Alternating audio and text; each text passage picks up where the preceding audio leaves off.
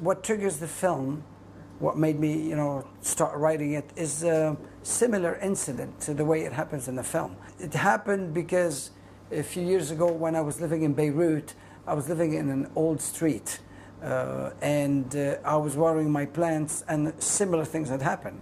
The water fell on one of the workers, and we got in a fight, and then we resolved the fight very quickly. I went down and I apologized, and I brought a box of chocolate. I got it to his boss. I said, look, I want to apologize to one of the workers, and that was the end of it. And then the story came.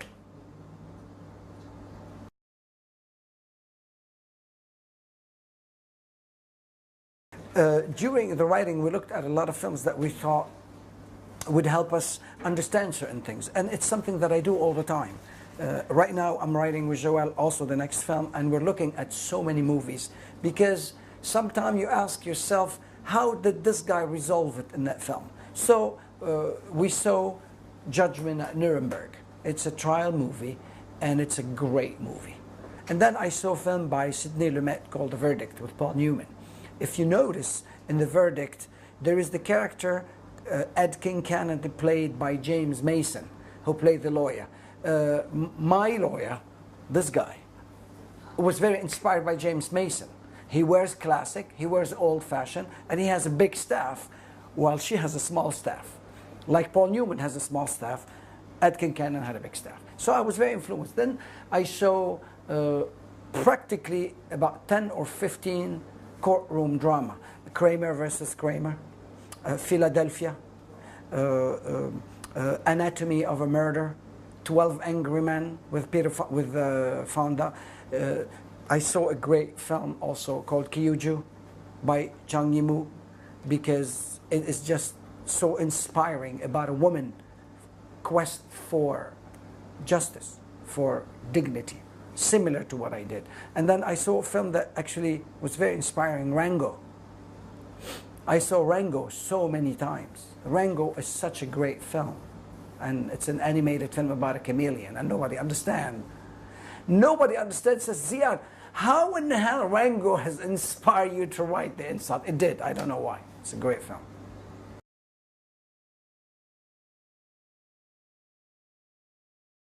I did not want to get into a broader, social political context and make it about a society and everything.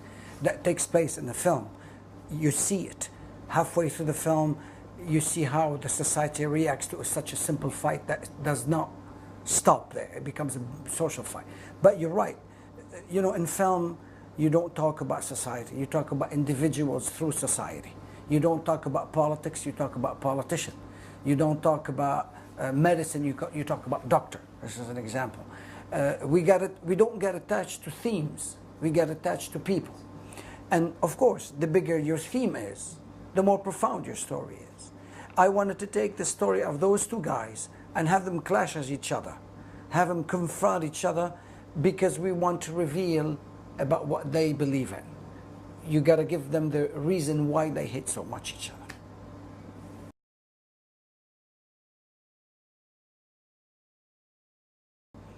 I sat down with Joel, the co-screenwriter, and we decided to create a counterbalance for those two stubborn mules, because they are decent people. They are very humble. They are very clean. They are not corrupt. They're very passionate and compassionate, but they're very stubborn.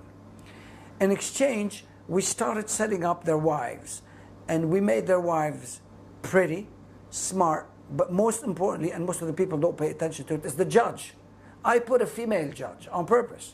And I wanted to show that in Lebanon, in the Middle East, a place that is so screwed up, a place that really nothing good come out of the Middle East these days, you have to admit it, where women are so oppressed, where Islam is really crushing everything that remains about women.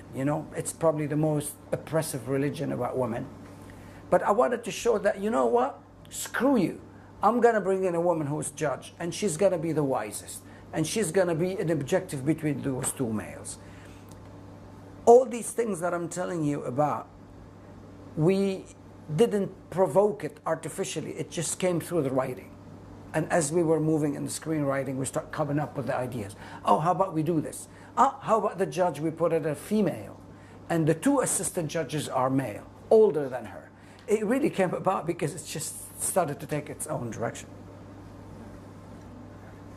Lebanon is still among the Arabic Muslim country where women are the most emancipated, but it's not where we would like it to be.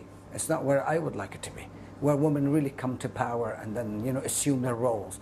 It would be a dream. I think the Arab world and the Muslim world would do so much better. I really mean it. If women comes to power, I think it's one of the biggest handicap of the Muslim world is their view on women, the male view on women. It would be good to change. It would be good to have our Indira Gandhi or our Benazir Ali Bhutto. Would be great.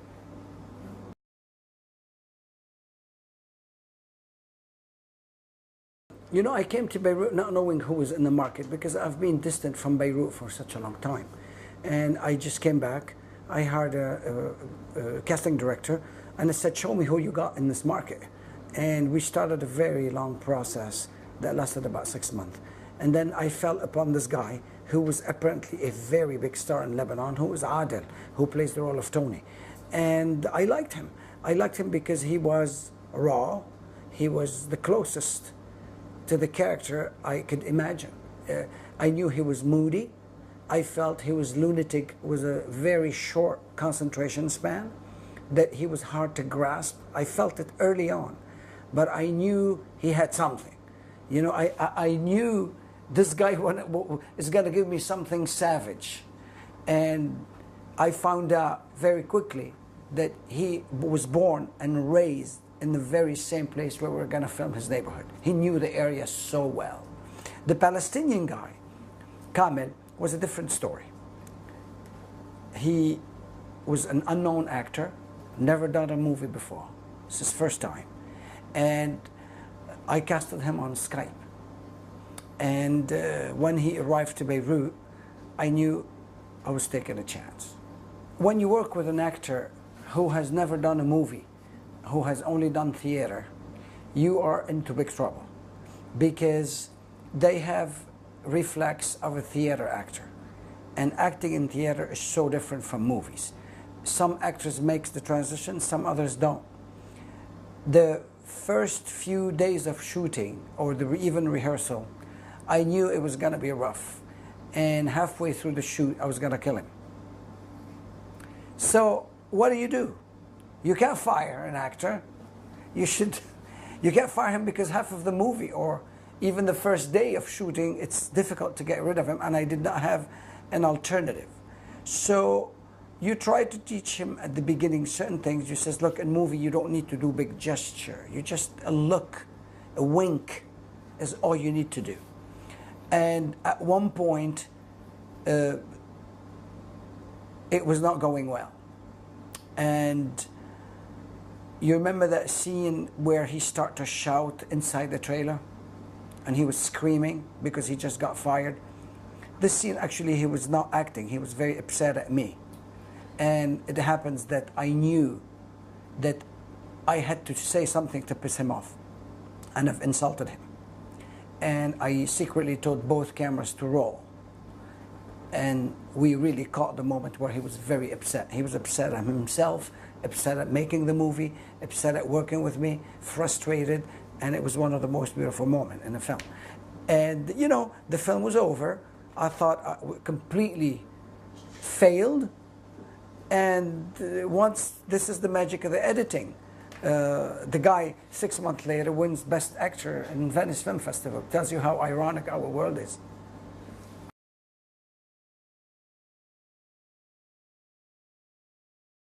I'm going to tell you something, and this is the honest truth that I'm telling you. This scene, it was my ex-wife who wrote it, okay? Because she co-write with me all the films.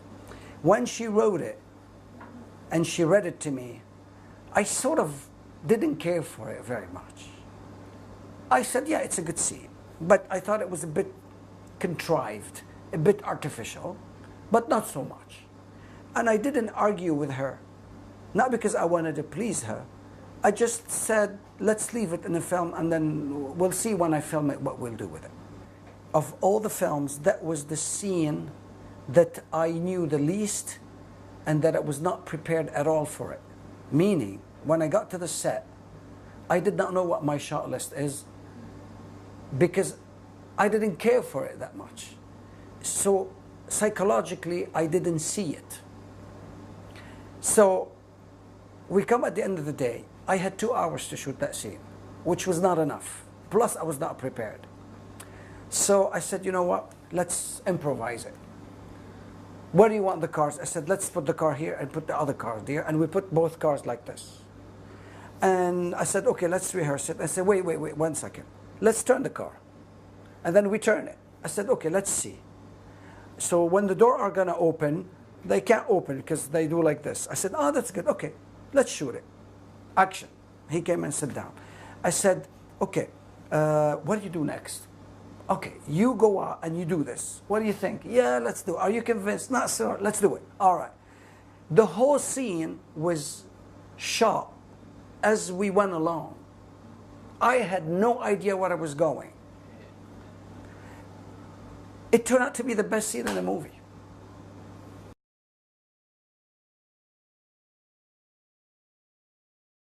I took the decision of deciding which the verdict is not on social level or on political level. I just chose it from a dramatic point of view only. It's true, it was the longest decision Joel and I had to take.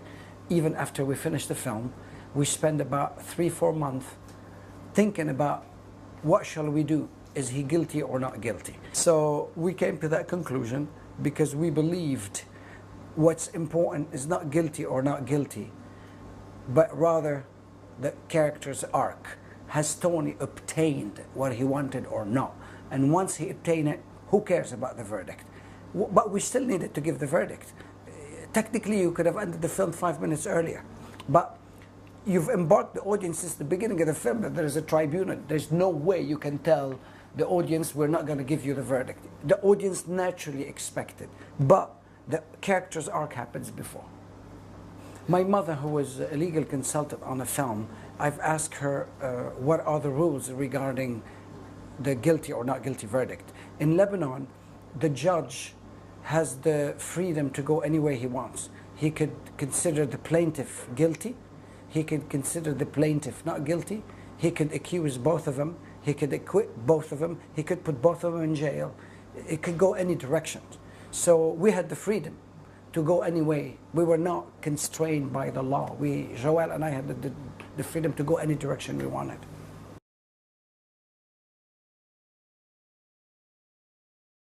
I mean, I don't know if a film can create all that, but at least the idea is possible. But you have to know that really, I don't want to sound too minimalistic, but when we started writing down the script and then started the filming, I did not start with this in mind. I never sit down and I say we want to do a film to change the society. I don't think a film can change the society. I don't think a piece of play can change society. I don't think a book or music or art can change a society. It can't. Especially a society that has been so much in turmoil. The Middle East is so on fire right now. It's definitely not going to be a film that's going to create change. But it can make some people think. That's all we do. We can't expect more. Some people think about it. That's all. Hello, Japan. This is Ziad Dweri, the director of the film in English called The Insult, in Japanese called The Verdict, Two Hopes. I am glad that I came here to Japan to talk to you, and I hope you enjoy the film. Thank you.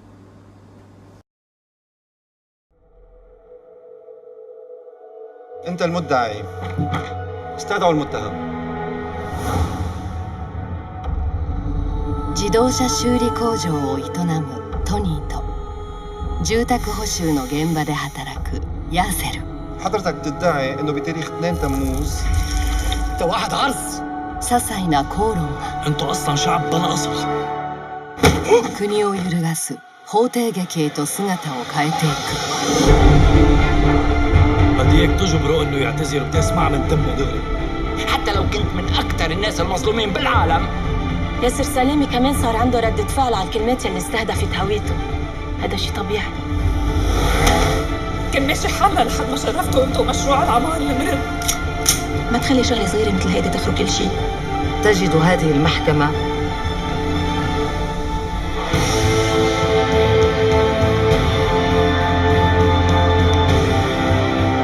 نحن عايشين بهالبلد سيتون، كلنا اخوة. انا ما كان بدي ارفع دعوة مالي، كل يلي كان بدي اياه اعتذار بسيط. ما حدا بحق له يحتكر المعاناة حضرة القضاة. 傷ついた2人が最後に見つけた新たな一歩に世界が涙した。判決2つの希望。